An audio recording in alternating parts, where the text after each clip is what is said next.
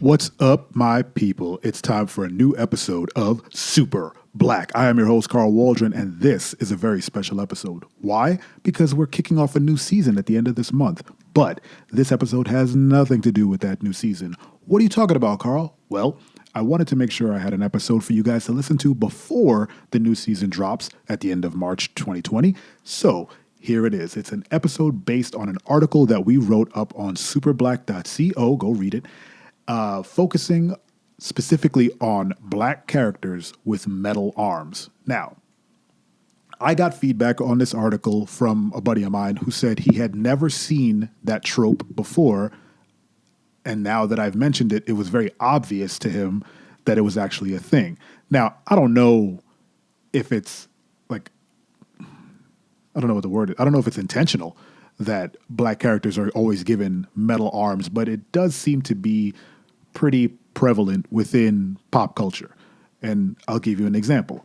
The first example that popped into my mind comes from a video game that I played a very long time ago and still play today, Mortal Kombat. And the character is Jackson Briggs, aka Jax, the man with the metal arms. He was the guy, he was the dude who had his arms ripped off and replaced with metal. And all his attacks had a lot to do with brute strength, seismic smashes, crushing the floor, just lots of, crazy brutality wrapped around, his metal arms. In the most recent Mortal Kombat 11, not even Mortal Kombat 11, Mortal Kombat 10 introduced Jax's daughter, Jackie, who, has like the worst spelling of Jackie I've ever seen. But both Jax and Jackie have metal arm attributes. I would say Jax is the metal arm guy, while Jackie has gauntlets that she puts on her arm to allow her to do what her father does, basically, have increased strength, punching power, and I believe her arms shoot guns as well. Jax was always the guy you would point to when it was, brute strength and you want to rip somebody's limbs off. He made the most sense. He had the metal arms. So once the gears started turning in my head, I was like, oh yeah, Jax has metal arms. Who else has metal arms? The person who kind of inspired this post was not Jax. It was a new character. His name is Floyd Araia. Araia? I'm not sure how to say that last name. Iraia. I'm sure people know I'm terrible at spelling and pronunciation. Floyd Araia from Streets of Rage 2, the new video game, Streets of Rage 4, coming out at some point. I don't know when that game is coming out. I wasn't paying attention. But Floyd is a new character, and he has giant metal arms. It seems like mostly black characters get metal arms. Maybe it's just me putting a filter on that.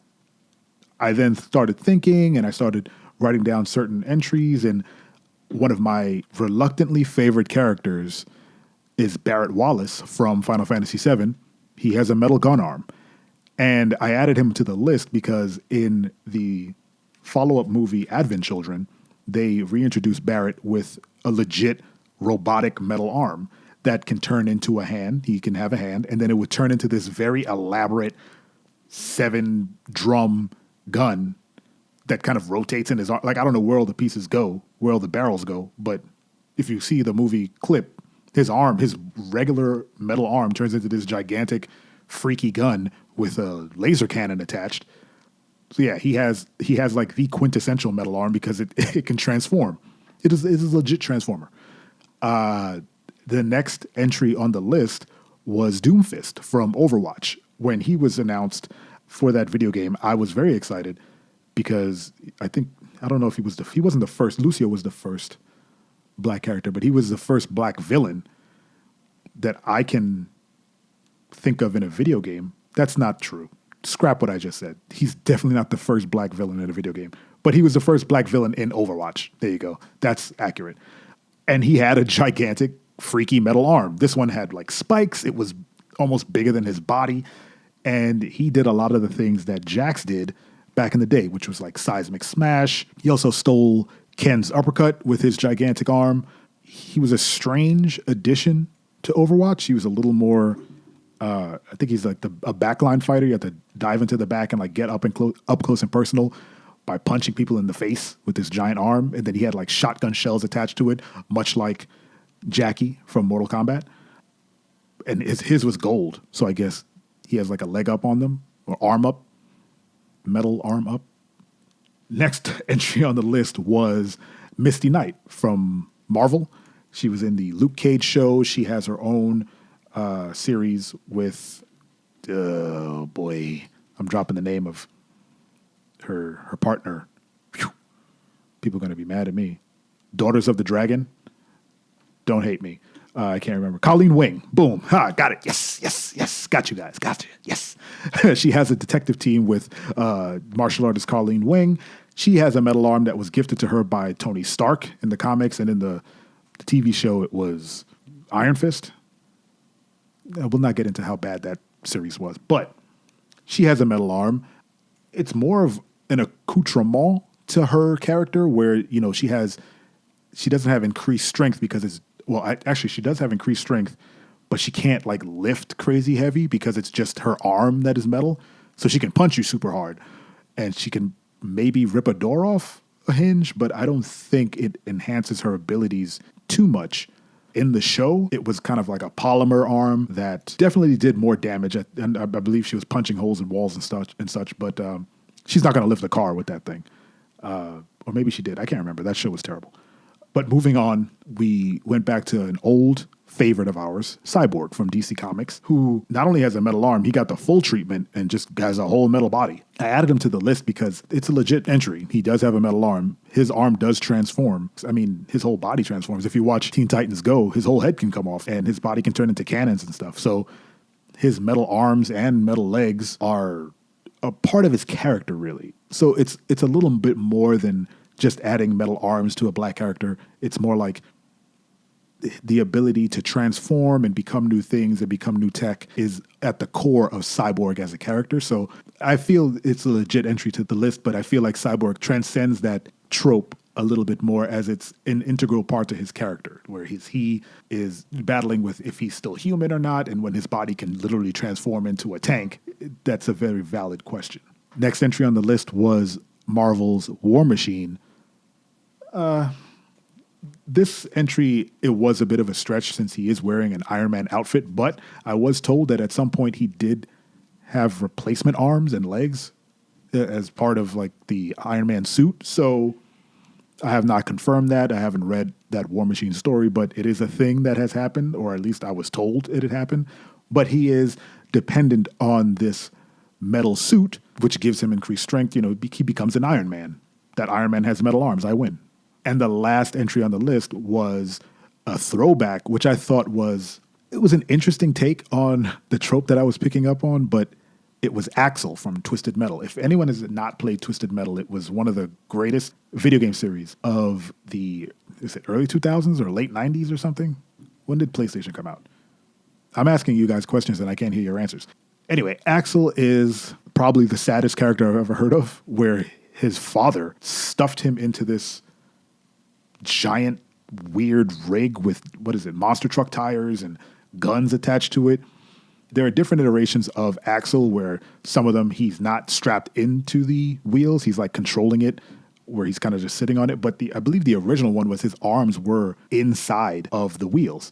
One of his endings, he actually rips his arms out of the wheels and they show him like walking down the road with no arms. I could be wrong, but I distinctly remember that dude ripping his arms out of those wheels. He's literally trapped inside this nightmare contraption with guns and stuff, and he's just hanging there. Some of them, I think some of them gave him a platform to stand on, but some of them he's just like barefoot and just flopping around, stuffed into this wheel well. It's a real nightmare situation. All that is to say that it was a trope I picked up on that I didn't want to read too much into it, but I had a conversation with a couple people and we discussed if it was dehumanization of black characters. I know, going too deep, thinking too hard, but there is an aspect of that where it's almost trying to enhance black people's brutality because Jax is ripping arms off and they have guns attached to their arms, and it's just, I don't know. It could be misconstrued as negative. It could be looked at as just super cool. And it also could have positive connotations where the medal is a metaphor for Black people's strength and resolve and determination, because even when losing their limbs and having them replaced with metal, they excel and succeed and become more. They make themselves better. They rise to the occasion and use their new bionic limbs for either good, like Misty Knight or Cyborg, or I won't say Jax uses it for good, War Machine, or they use it for evil, like Doomfist. And we'll say Jax because he literally is killing people with them. So Jax is not a good guy. He used to be a soldier and now he murders people in a tournament for some reason because a guy in a skull mask deemed it so. I guess in the world of Mortal Kombat, he's a good guy. And you get what I'm saying. So it depends on the line you fall on. Like, where do you stand? And I pose that question to whoever's listening. Listeners, what do you think? Is this metal-armed trope a negative or a positive? I'd like to believe that it's a positive. It's a physical manifestation of our inner strength.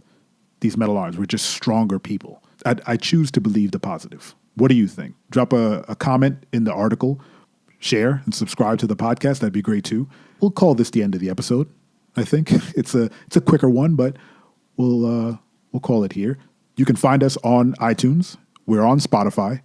We're on TuneIn and someplace else that I can't remember, but Spotify and iTunes are the big ones. Subscribe, share with your friends, share with your family, tell a friend about the podcast. Let me know and let us know what you want to hear on the podcast, because we're always looking to make new content for you guys to be enjoying. That's terrible English. We're always looking to make content for you guys to enjoy. Boom. Better. Oof. I'm not even going to cut that out. That's just awful, and I'm leaving it in. Thanks for listening. Look forward to the new episodes coming in our new season at the end of March. And thanks for listening. Have a wonderful, wonderful day. Full stop.